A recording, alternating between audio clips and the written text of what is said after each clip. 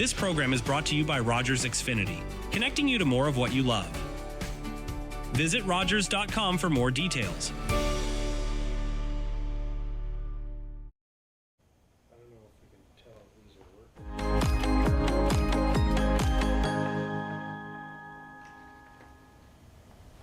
Hi everybody, welcome to another edition of Living Well, Giving Well on Rogers Television on Grey County. Want to welcome everybody. I'm Fred Wallace along with Denise Reid. Our sponsor today is the Community Foundation of Grey Bruce, and we'll be talking a little bit about them in the weeks to come. Our guests today will be Christie and Todd Webster. We'll be talking about the GMAN Foundation as part of the Community Foundation Grey Bruce. And our video today will be Home and Community Support Services, and we'll be talking about that in a video coming up. So thank you for joining us. As mentioned, I'm Fred Wallace along with Denise Reid, and we always start our program by explaining what Living Well, Giving Well is all about.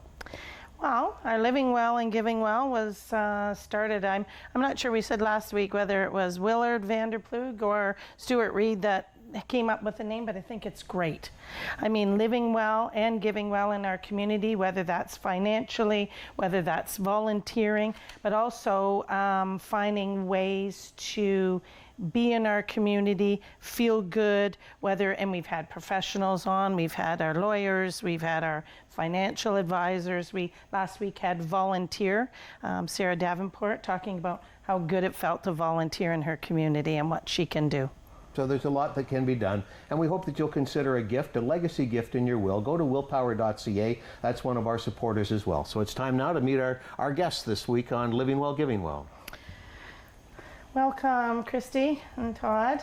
Kind of an good but sad why we're here. Mm-hmm. And I want you to tell me GMAN C.A.R.E.S. C.A.R.E.S.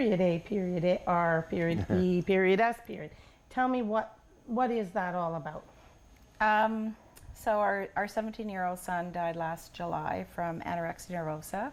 He had a 6-year history of this disease, and it ended with palliation. But his dying wish was to have care closer to home. So Todd and I came up with GMAN C.A.R.E.S, which GMAN was the short form of his name, Jeffrey. It was his nickname. His nickname. He was the G-Man. He was the G-Man.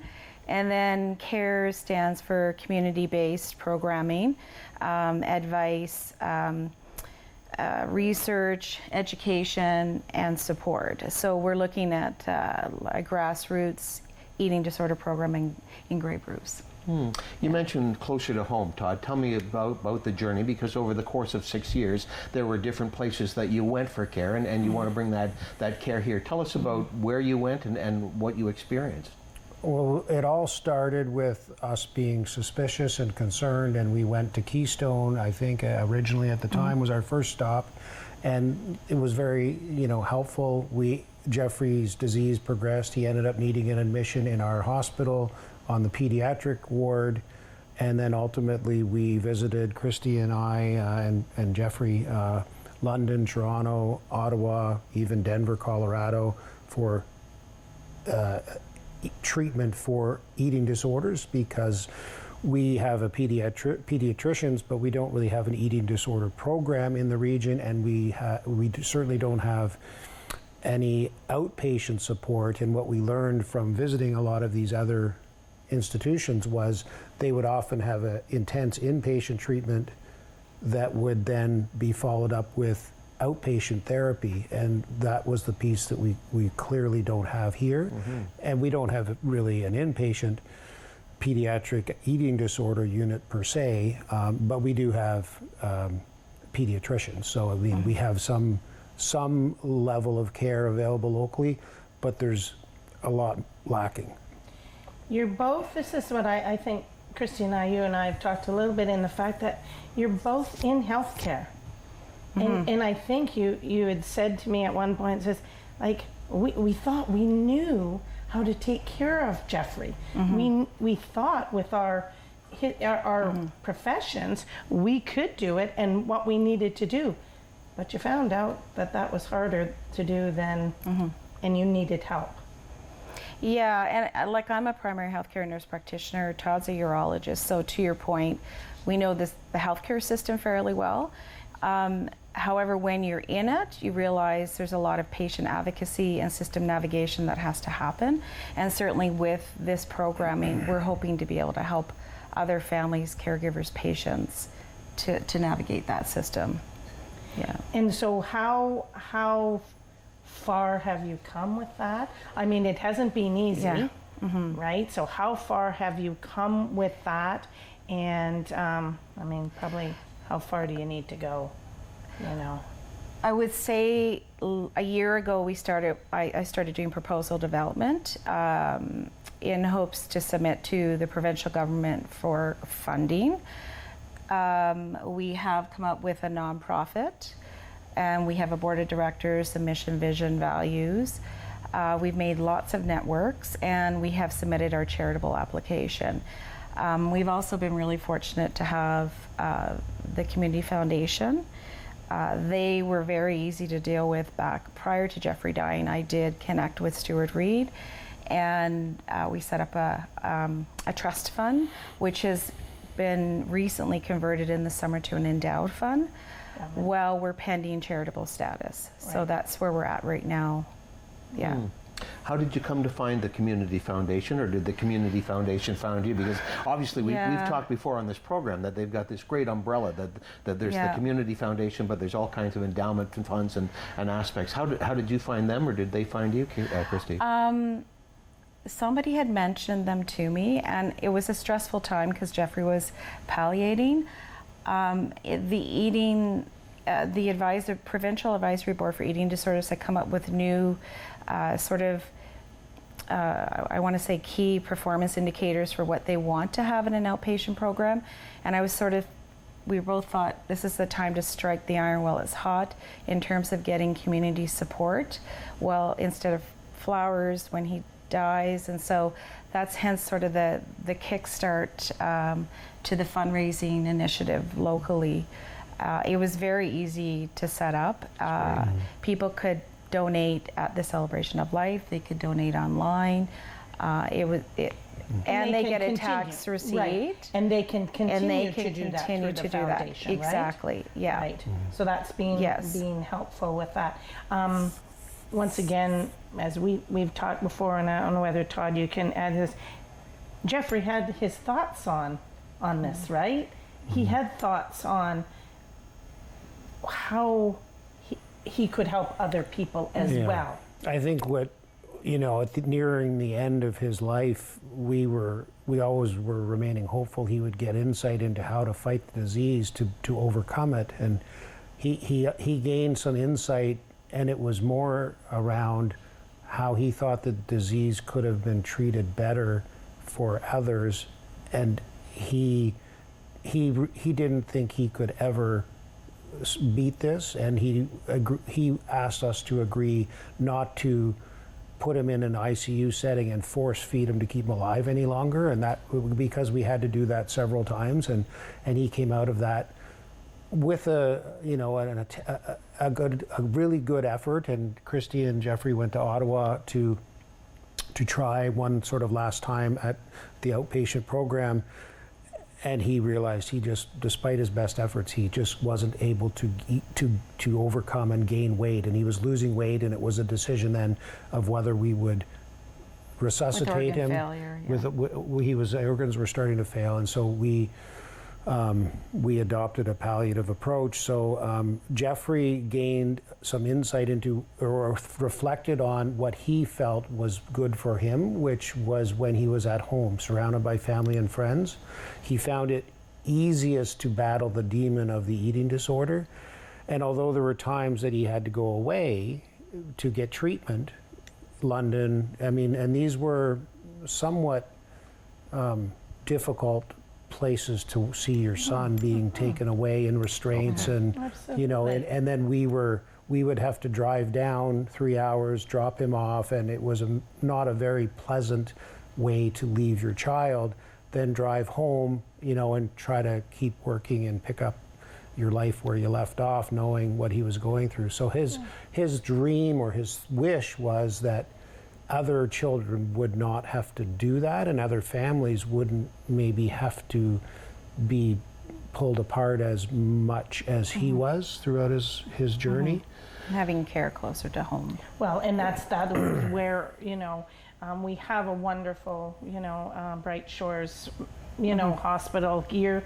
It was a central hospital with the others. Have you found that, okay, we're getting closer to being able to, I would think it's going to be a long process, but... To develop the program? Yes. Yeah, we've got a phase 1, which is an educational strategy. Education and awareness, which is part of the CARES, model, is so good. Outpatient help. Initially, I think this is a disorder, a disease that's under-recognized, under-diagnosed, and there's patients in the community, the families potentially aren't even aware of what's about to happen to them and their child. And I think that having an outpatient, where I think a lot of the initial fundraising monies can be directed to is community awareness and education, and just helping people understand the disease and navigate the system.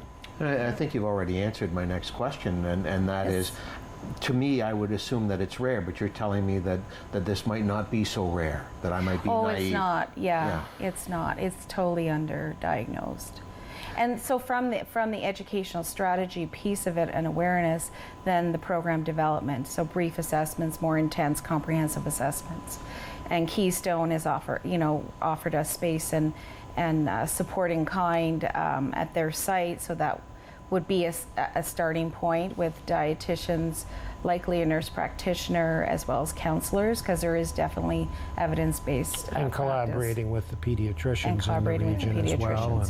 Well, it's going to take that whole team to kind of, and like, to, as you just said, Todd, there are probably families, mom and dad, and don't even realize yet what's happening. Well, it's it's a perfect storm, really, of a disorder. We've heard this from one of our treatment team before, in that the patient doesn't want people to know. They feel an underlying sense of guilt about what they're doing, but they can't control their thoughts. And the healthcare community doesn't really know how to manage it, so people aren't really looking for it or asking questions because they don't really want to find this disorder. They don't know how to treat it, and the system in itself is underfunded in this area, so there aren't good treatment programs for it. So for those 3 strikes, really, it's an unfortunate perfect storm. It's a disease that flies under the radar, and a lot of people suffer from it.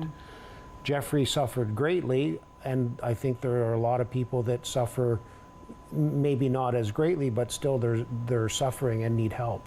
Our host charity this time around is Community Foundation Grey Bruce, and the GMAN C.A.R.E.S Endowment Fund is part of the Community Foundation Grey Bruce. We're going to take a quick break and have a video presentation. We'll be looking at home and community support services, and when we come back, we'll be joined again by Todd and Christie Webster as we talk about GMAN C.A.R.E.S today on Living Well, Giving Well on Rogers, Grey County.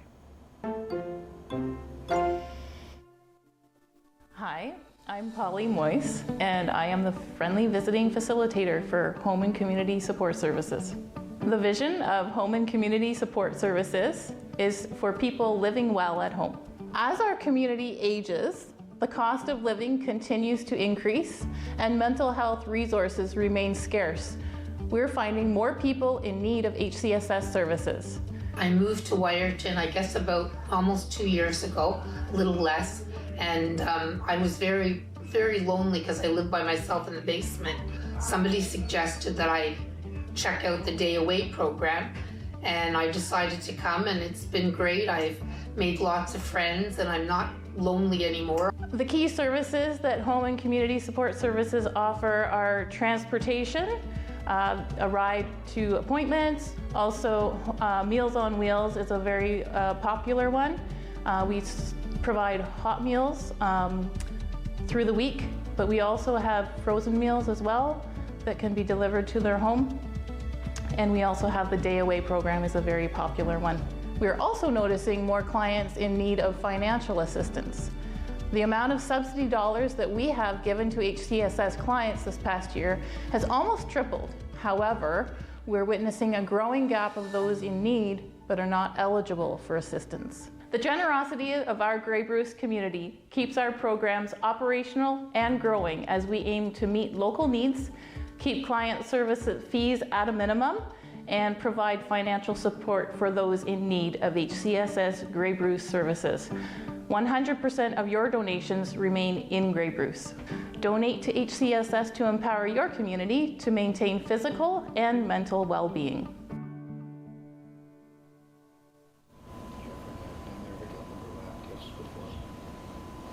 Hi, everybody. Welcome back to Living Well, Giving Well on Rogers Television. I'm Fred Wallace along with Denise Reid. Our sponsor today, or our host charity, is Community Foundation Grey Bruce. We encourage you to support the various members under their umbrella and the Community Foundation Grey Bruce.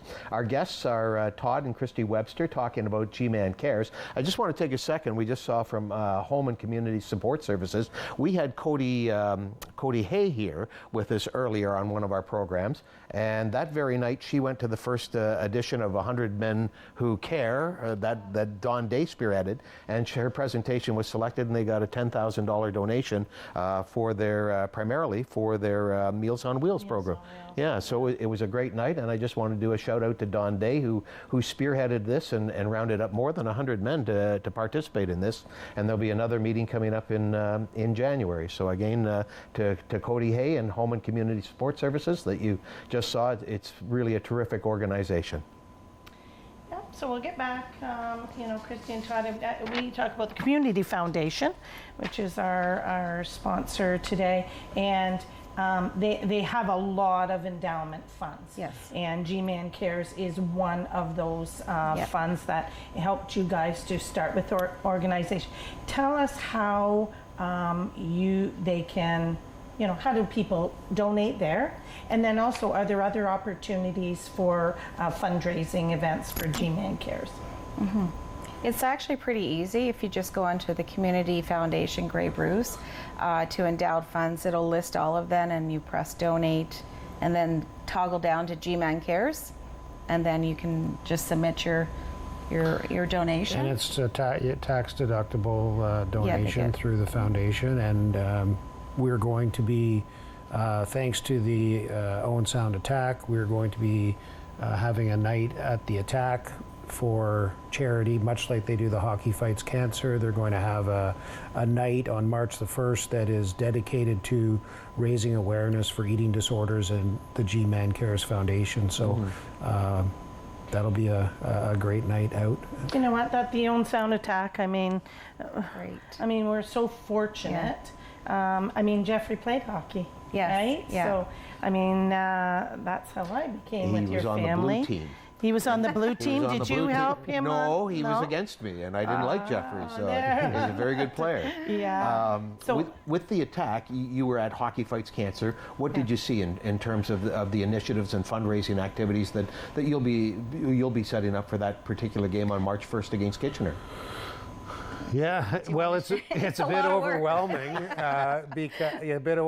but I think we have a great community, and we have lots of people who have stepped forward to offer their assistance. So I think we will take advantage of that in order to be able to prepare, because there's a lot that goes into that night in planning it and preparing for it, and the more we put in, the more we'll get out of it. So yeah, you'll be looking for silent auction prizes, that sort of thing. So if somebody wants to participate or get involved on that level, how do they do that? Well, we're looking for sponsorships, silent auction items, you name it. Anybody that's interested can email Christy or I, or contact the attack office as well. Evan and the attack office can connect them with us. Yeah. Okay. Yeah. Because I don't think I can put my email on this broadcast. It's true. Okay. Yeah, so we're looking for sponsorship in terms of monies. We're looking for silent item auction items. And so we've gotten a pretty good start on that. We're going to have some swag with Gman C.A.R.E.S on it. Will there be special jerseys that night? Yes. Okay, very good. Yeah. And who designs the jersey? We did. Really? We've actually got a logo web designer guy that's been helping us out too. So. And can we let that out of the bag, or is that to be an unveiled secret on March the 1st? The jersey design? Yeah, colors and the color will be orange. We could probably share that. I don't know how quickly I could show you. No. But we could. But the jersey will be orange, and the logo is a merging of the bear logo with Gman Cares logo, and it looks great. Actually, it's very exciting to see it come together. Wow! And this is your design? A combination, so it's amazing how small a world it is, but one of a urology colleague who's going to be joining us in a year, again, great for the community. She's finishing pediatric urology training, and she's going to come here and be a pediatric urologist, and the closest pediatric urologist is London and Sick Kids. There isn't anybody in Kitchener or Barrie, so we're gonna have. And her husband, who we met is a graphic designer. So he stepped forward and offered to help us, and he's been instrumental in nuancing our design. That we've worked together to come up with what we wanted in this, and it's meaningful.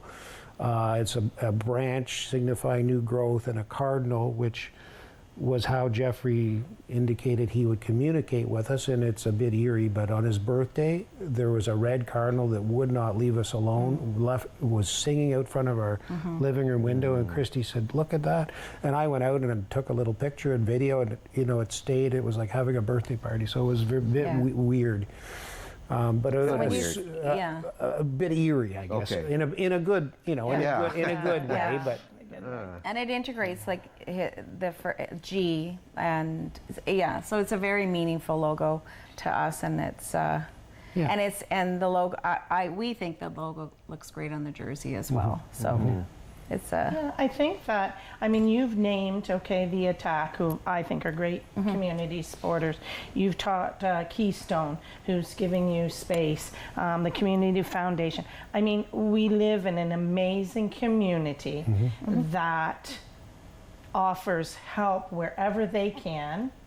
And wouldn't it be nice to be able to have the treatment for families right here instead of, as you said, having to go to London, to Toronto, to the States, and have that there. So local healthcare here. Do you think, and this is kind of, do you think that this disease be cured? As far as where do you think it came from in Jeffrey? Is that a difficult that's a difficult question, because the thinking is there's a genetic predisposition. We don't really know of any genetic. I would say social media is that a was huge where I was going trigger. to go with. I think it's a huge trigger for a lot of kids. Unfortunately, people often associate, I always call it the single white woman's disease, skinny single white woman's disease. And really, anorexia is a piece, but there's like binge eating disorder, there's bulimia, there's male, female body dysmorphia, there's ARFID, like there's many layers to disordered eating, and it can fall on the continuum from mild to severe. And unfortunately, our son started out with a very severe eating disorder that just never allowed him to have peace in his mind. So, I can't really say, and the other, he did attribute a piece of it being the nutritional program that's offered in school, a lot of emphasis on carbohydrates, protein, fat counting, lots of trackers. Well, he took it, he was an athlete. He was on the swim team competitively. He played competitive hockey. He was a great athlete, really, into fitness. And he thought, well, if I should reduce my calories, I will reduce them to zero. And he thought he was doing a good thing. We realized afterwards, going to the gym, and he tracked his calories, and he would go to the gym until he burned off that number of calories on the treadmill. So he was trying to have a net intake of 0 calories, which for a teenage boy is not possible. And we recognized it, and he got help very early. Like within 6 weeks of us noticing, we were trying to intervene, but it's like a runaway freight train. We realized, despite what we know and how we tried, the disease got printed into his primitive brain, and we could not get it out of there. And it was a voice that talked to him, that reminded him daily, like, don't eat that. You got to lose weight. You got to get in shape. And he took it from a healthy level to extremely unhealthy levels. And to your point, there are people that are, it's not so much curative, but they learn to deal with their illness, right? Right. So, yeah. And that's what I was, and the earlier you can detect that, so the it's better. less entrenched. Right, right. And then, so therefore, if we can get that, as you said, the money at this point, or to do a public awareness of it. And it's really all about education, awareness, identifying it early, and intervening. So. With Jeffrey's passing, tell me about the reaction in the community. Obviously, there was sadness for you, but did other parents approach you and say, Yeah. Okay. Because there's a lot of blame and shame with this disease. Parents, you feel like maybe you've missed the boat, you haven't caught it early enough, and other people, like I will say, there's people that have said to us, well, just feed him this. It's not as easy as just feeding him this. Like, we had tried everything. And it seems silly, ridiculous. I mean, I am a surgeon, so my surgeon mind is, well, we find the cure, we fix it. And the cure for this was food, which we had lots of food. So it was, and clearly it wasn't, it's not as simple as just, and Jeffrey, sadly, before he was afflicted with this, he loved food. He loved eating. We would always go somewhere, and I'd get extra because I know he'd eat half of my food too. And so it was horrible for him, because you knew that deep down he actually loved food, and he loved eating. And then to see him suffer with the torture of putting food in his mouth.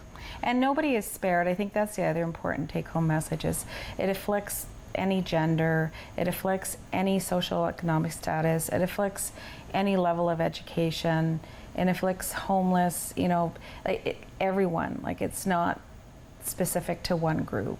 Okay. Gman Cares, if people want more information about the organization and the Community Foundation, as our time is coming to an end here, where do they go, and how can they assist you? Well, they can approach us if they know us. I mean, certainly contacting the Community Foundation, they would be able to direct them to us. There is a website in development, so once that gets up and running, that'll be a nice way to spread the word. Thank you for sharing that. Yeah, thank you so much for being here. Todd and Christie Webster were our guests today, and our host charity is the Community Foundation Grey Bruce. You can find out more about their activities and the groups and organizations that are under their umbrella, including GMAN C.A.R.E.S. Coming up, we've got Alex Wade from Middleborough and Stevens will be joining us. Our next sponsor will be the YMCA of Owen Sound Grey Bruce. We thank you on behalf of Denise and the Websters for joining us and staying with us today on Living Well, Giving Well with Rogers Grey County TV. Thank you, guys.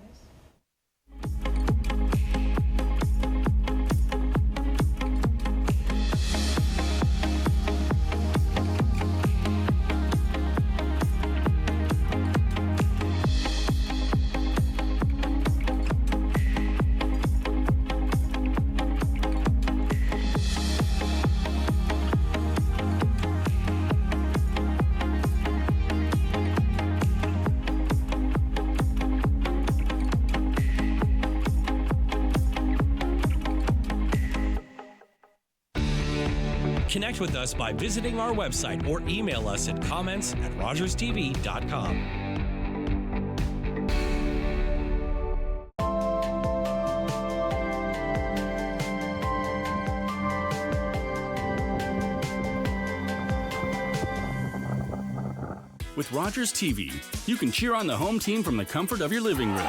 We'll head to the rink, the field, the court, or the pitch, so you don't have to.